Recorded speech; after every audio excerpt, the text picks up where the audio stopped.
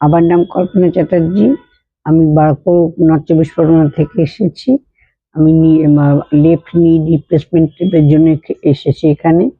আর doctor Indranil পাল, খুবই আমার ওনার সঙ্গে আগে পরিচিত দেখিয়েছিলাম, তার জন্য ওনার কাছে এসেছিলাম। আর এখানকার পরিষেবা খুবই ভালো।